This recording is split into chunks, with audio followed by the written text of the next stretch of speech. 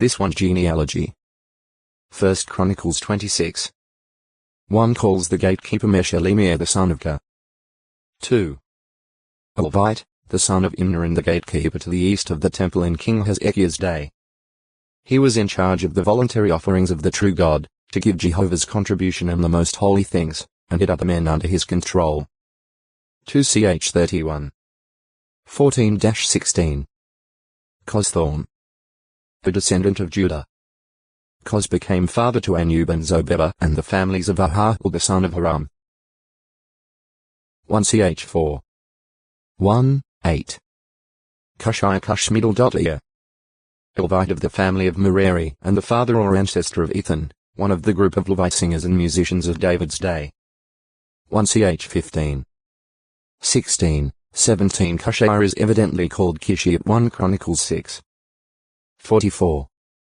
Kyrios, Sea Lord. Ladoramiddle.Da, a descendant of Judah and the second named of Sheila's two sons. He is referred to as the father of Mareshah. 1 Ch 4. 21. Laban White. 1. The grandson of Abraham's brother Nahor. He was the son of Bethuel and the brother of Rebekah. Ge 24. 15, 29. 28. 5, and he was the father of Leah and Rachel. Ge 29.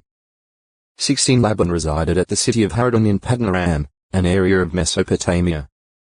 Ge 24. 10. 27. 43. 28. 6. 29. 4, 5. Laban is called the son of Bethuel the Syrian, literally, the Aramean. He is also referred to as Laban the Syrian. Ge 28. 5.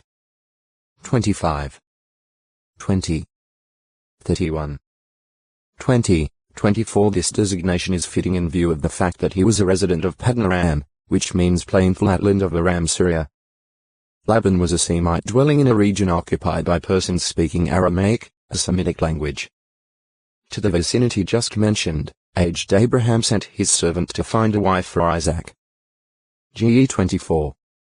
1-4, 10. When Laban heard Rebekah's account of her encounter with Abraham's servant and saw the gifts she had been given, he went running to the servant, addressed him as one blessed by Jehovah, and extended hospitality to him. Ge 24. 28-32. Laban subsequently took a leading part in the negotiations concerning the marriage of Rebekah, the approval for the marriage coming from both him and his father, Bethuel. Ge 24. 50-61. Years later, to escape Esau's vengeance and to obtain a wife, Jacob traveled to the home of his uncle Laban at Haran. Ge 27. 41. 28. 5. By this time Laban had two daughters, Leah and Rachel. Ge 29. 16, and possibly also sons. Ge 31. 1. Laban made an agreement with Jacob that for 7 years of service he would receive Laban's younger daughter Rachel as wife.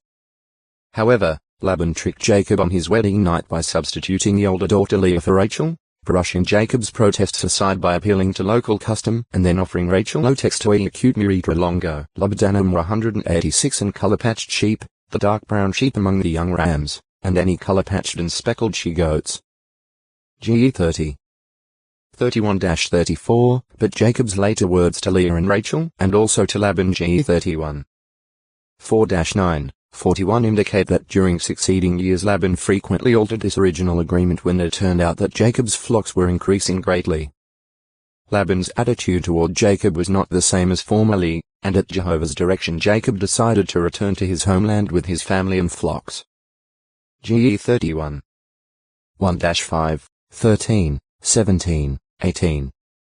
On the third day after Jacob's secret departure, Laban learned of it and pursued Jacob, catching up with him in the mountainous region of Gilead. However, a warning from God prevented Laban from harming Jacob. Ge 31. 19-24. When they met, Laban and Jacob quarreled. Jacob pointed to his 20 years of faithful service and hard work and showed how Laban had dealt with him unfairly, changing his wages 10 times. Ge 31. 36-42. Laban was very concerned about retrieving the teraphim, or household idols, which Rachel, unknown to Jacob, had stolen. These he was unable to find, for Rachel kept them concealed. Laban may have become influenced in his religious ideas by the moon-worshipping people among whom he dwelt, and this may be indicated by his use of omens and his possession of teraphim. However, it should be noted that it was likely more than merely religious reasons that made Laban so anxious to locate and retrieve the teraphim. Tablets unearthed at Nuzini Kirkuk, Iraq, reveal that, according to the laws of patriarchal times in that particular area, possession of such household idols by a woman's husband could give him the right to appear in court and claim the estate of his deceased father-in-law. Hence, Laban may have thought that Jacob himself stole the teraphim in order to dispossess Laban's own sons later.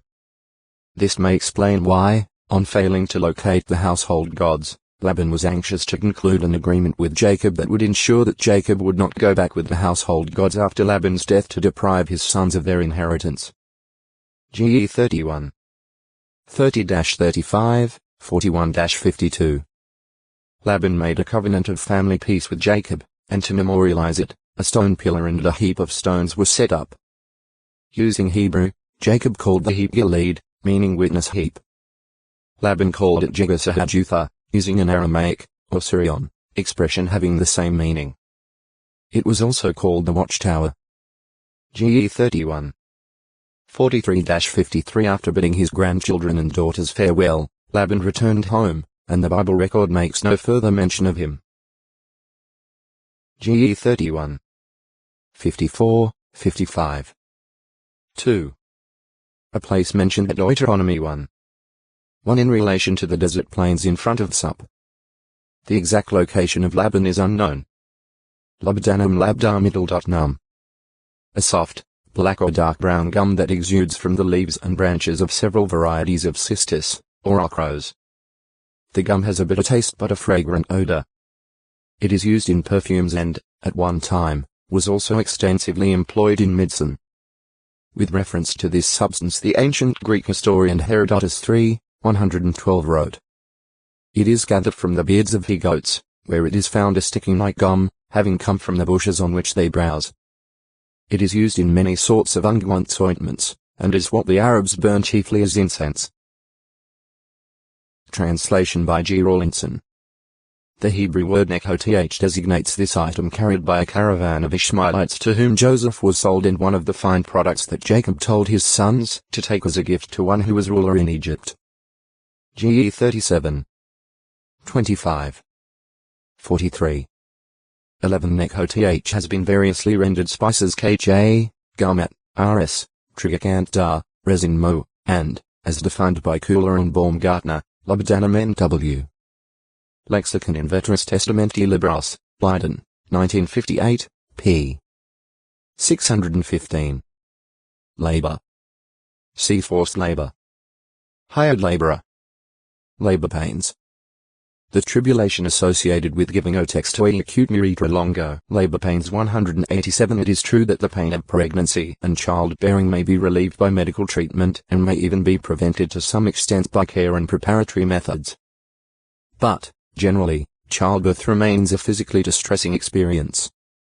GE 35. 16-20. ISA 26. 17. Symbolic use. Despite labor pains associated with childbearing, there is happiness attendant upon the birth of a child.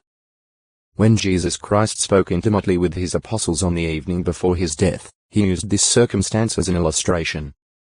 He explained to them that he was going to leave them and then went on to say, "Most truly I say to you, you will weep and wail, but the world will rejoice. You will be grieved, but your grief will be turned into joy. A woman, when she is giving birth, has grief, because her hour has arrived. But when she has brought forth the young child, she remembers the tribulation no more because of the joy that a man has been born into the world. You also, therefore, are now, indeed, having grief. But I shall see you again and your hearts will rejoice, and your joy no one will take from you."